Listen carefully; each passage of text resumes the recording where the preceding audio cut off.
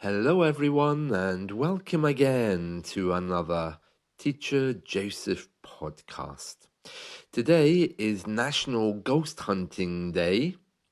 That's quite a big day in America. That's quite a big day in America. It's not something that British people really celebrate, but 1 in 6 Brits do believe they live with a ghost. Well, I don't. I know that any noises during the night is my cat because he loves to wander around during the night.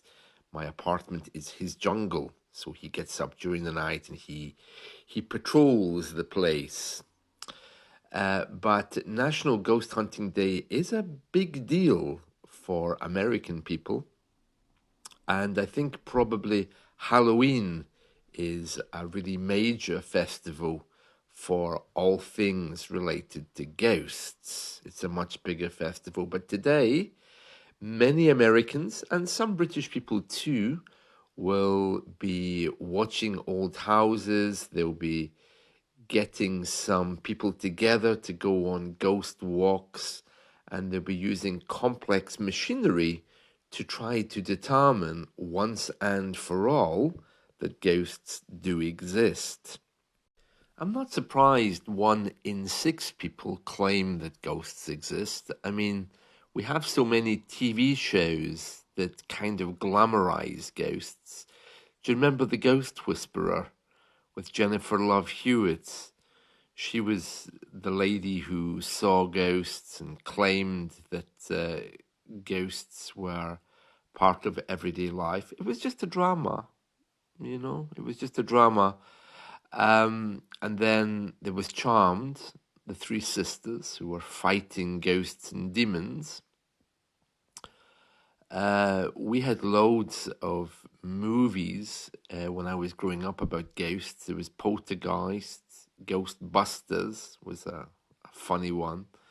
But yeah, people now are very open to this idea. I know in the old days, people believed in ghosts. My grandmother, she believed in the banshee, and it was a kind of ghost which came to warn you if a family member was dying. It was supposedly an ancient member of your tribe. She was either a beautiful young lady or she could be a very ugly old lady. Of course, in my family, she was always the ugly old lady.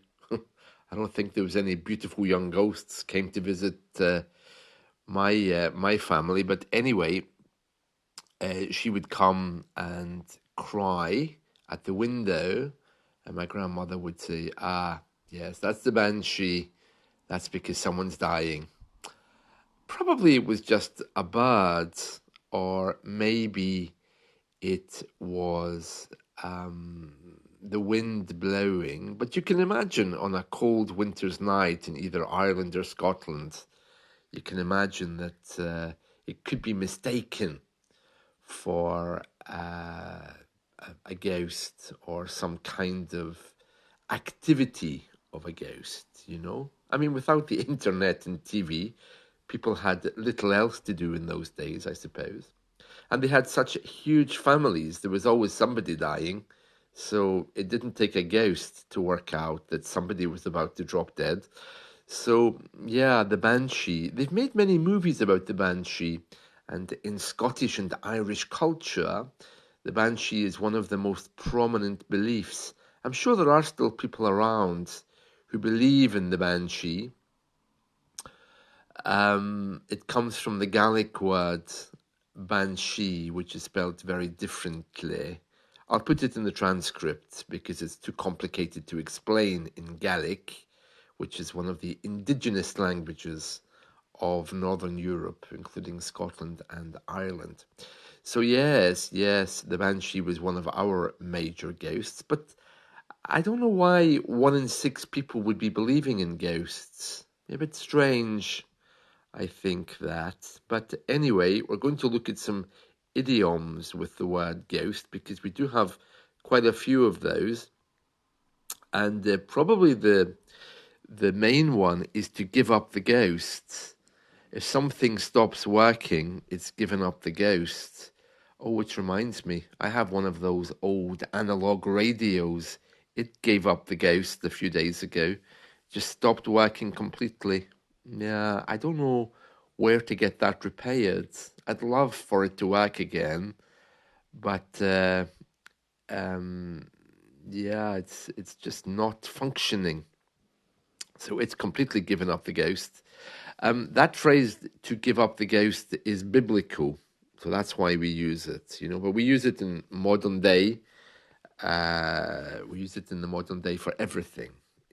Oh, the dishwasher's given up the ghost. My telephone's given up the ghost.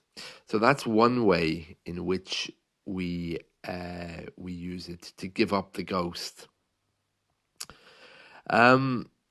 Another idiom about ghosts is about the Mary Celeste. Now, I mentioned this a few days ago in another podcast. The Mary Celeste was a boat that was found deserted and empty, floating in the sea.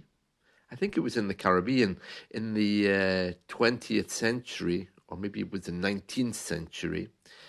And because there was nobody on it, there was no sign of a struggle, there was just nothing. And we often use that idiom, oh, it's like the Mary Celeste in here, meaning it's dead or empty. Yeah, so if you walk into an empty room, you can say, it's like the Mary Celeste, because that ship, when it was found, there was nobody on it, so they called it a ghost ship.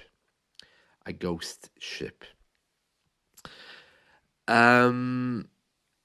What other idioms do we have? Yeah, a ghost from one's past. That's an unusual one. That's when something unpleasant from your past comes back and haunts you. You might say, oh, I've just saw a ghost from my past, or I've just remembered something from my past. And if you want to be kind of literal about it, you can say, oh, it was a ghost from my past. Yeah, we say that a lot. And another thing, of course, is when you go to work and someone says, what's wrong with you? You look like you've seen a ghost. And you say, yeah, it's just I had some bad news. Sorry. So if someone looks like they've seen a ghost, usually they look disturbed and very pale, completely white, oh, you've given up, well, not given up the ghost, that's another one. Oh, you look like you've seen a ghost. Yes, I have. There we are. So those are a few ghost idioms. Probably my favorite is when someone's trying to apply for that new job and I say, you don't have a ghost chance of getting it. That's something quite common. To have a ghost of a chance is the correct way to say that. You don't have a ghost of a chance of getting that. Or you could say, as I did, a ghost's chance. But a ghost of a chance is the way it's usually said. You don't have a ghost of a chance winning the lottery, so why do it? Speaking of ghosts, have any of you seen that YouTube channel, Channeling Eric? That's a bit frightening, isn't it?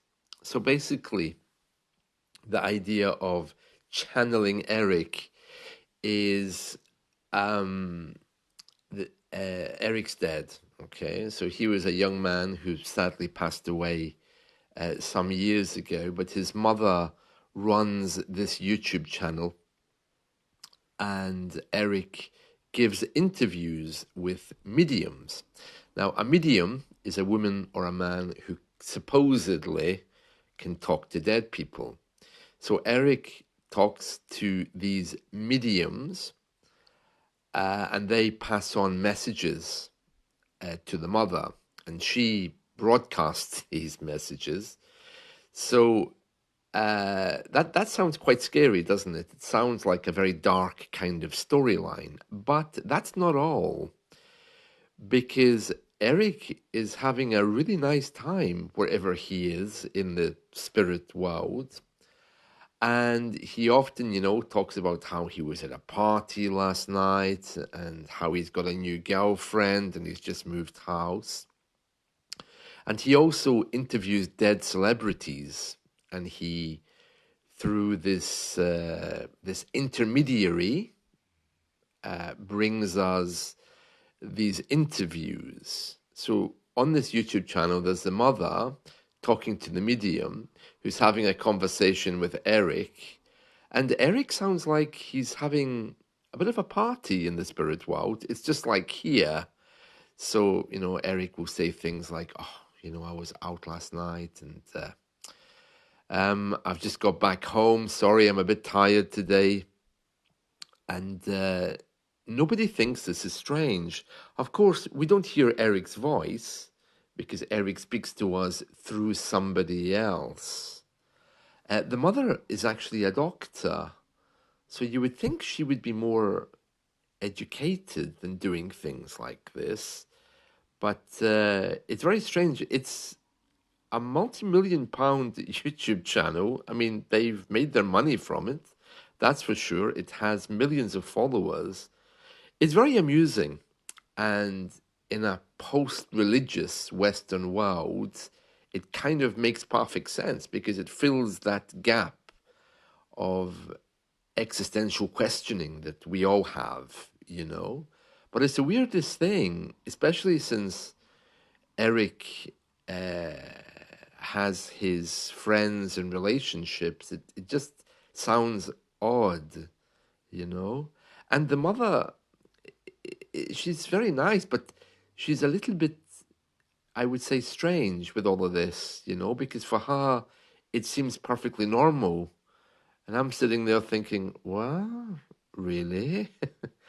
And they've started putting on for entertainment only, presumably because some celebrities, the families of some celebrities would be a little bit upset at what Eric says, For example, Eric did an interview with Madeleine McCann. That girl isn't even proven to be dead yet.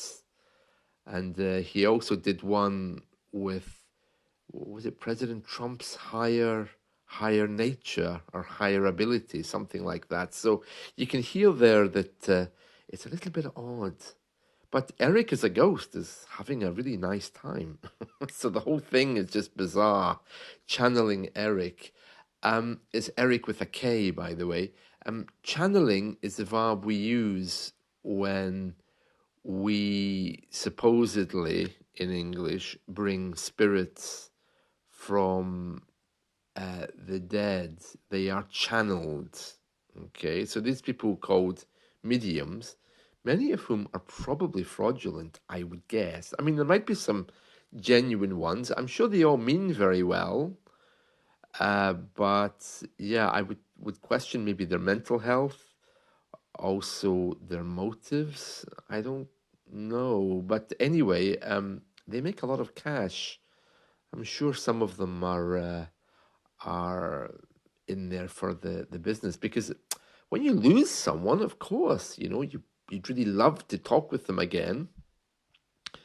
But yeah, Channeling Eric is one of the strangest websites I've seen in recent years. And of course, there's all kinds of merchandise to go along with it, There's the books, probably the baseball caps. I haven't checked, but Eric's having a fun time, whatever he is.